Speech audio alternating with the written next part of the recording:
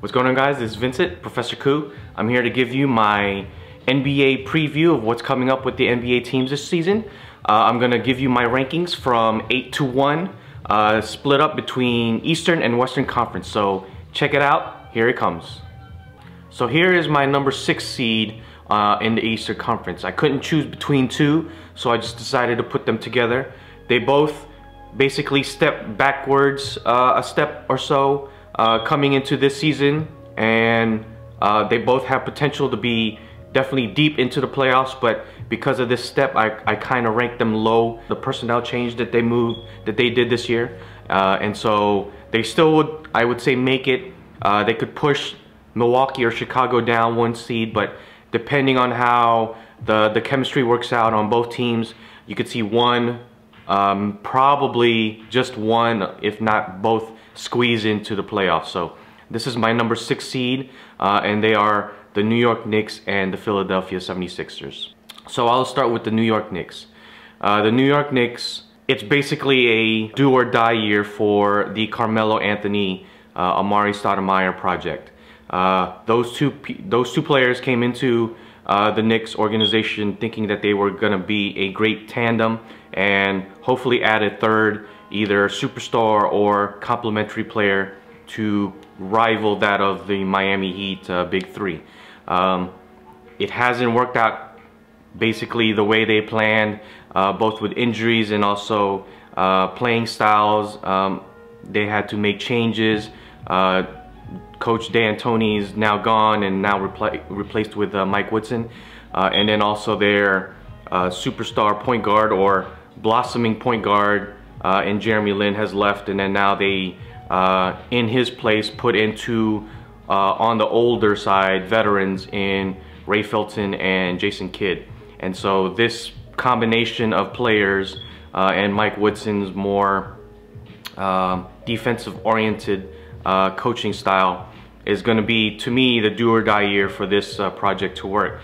They've been together for almost 3 years now, and regardless of if both players have been on the court at the same time, people can argue that they haven't had enough time to have the chemistry together, but I think in 3 years, with or without injuries, they both should know how to complement or play off each other, and still that has not come to fruition. So with Tyson Chandler holding down the center position, anchoring that defense that they have, Amari Stoudemire should blossom in the full court game, and then Carmelo Anthony should transition into the half court. But they haven't had that chemistry that we were expecting to see when they both got together a couple years ago, when they both got to New York. So to me, they have the potential, and they definitely have the skill to be in playoff contention,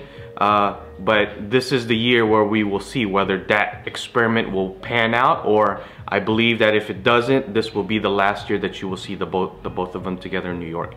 I expect that if it just totally explodes, you will definitely see either one or both of those players be shipped out for either more complementary player, and then you will see the New York Knicks decide on which style they want to go with.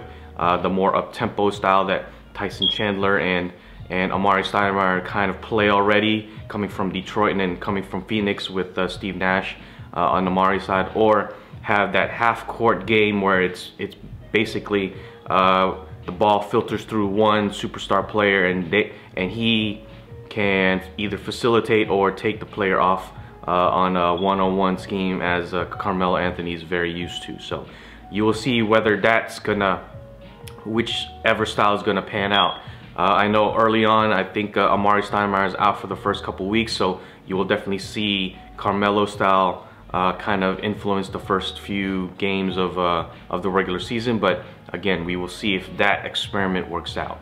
On the Philadelphia 76ers side, again, to me, they also took a step backwards in terms of athletic ability. Now, everyone knew that they were definitely the most dangerous team in the East, playing that up-tempo style with Coach Doug Collins, fast break, movement type of style, especially with the athletes that they had surrounding Andrew Iguodala to begin with last season. Now, with the big trade that they did over the offseason, shipping out Andre Iguodala to Denver and then bringing in Andrew Bynum, now you see that they're taking a more post-up approach, and then also letting go of Lou Williams, which I believe was a very big key in that fast break flow type offense that they had. Sure that defense now in a half-court set is a lot more stronger,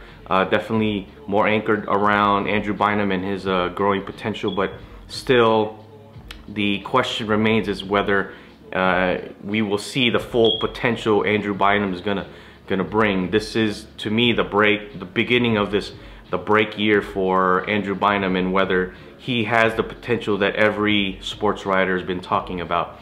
Yes, we've seen flashes of his offensive skill, and he definitely has the instinctual presence on the defensive end, but can he produce that every night and also carry a team where this team needs a true superstar to carry the team into the playoffs?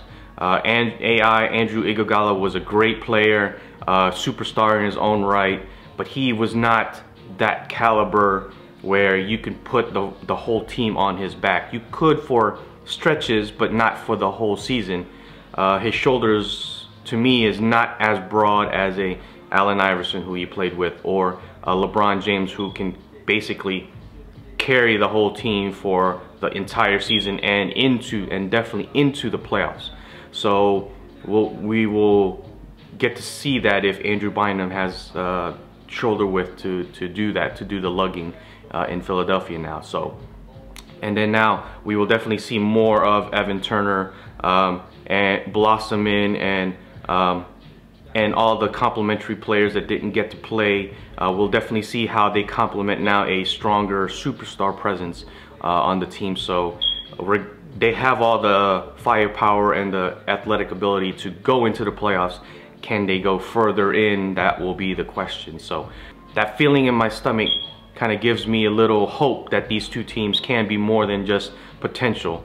And it's hard for me to say whether each one, if both or just one of these teams can pan out, but they have skills and the players in place to be a very dangerous team in the playoffs for the East. But I don't see them taking it to that next level to be able to get to the Eastern Finals or even to the finals of the NBA. So we will get to see whether these experiments that they have, these moves that they did over the offseason, will pan out for them to get them deep into the playoffs.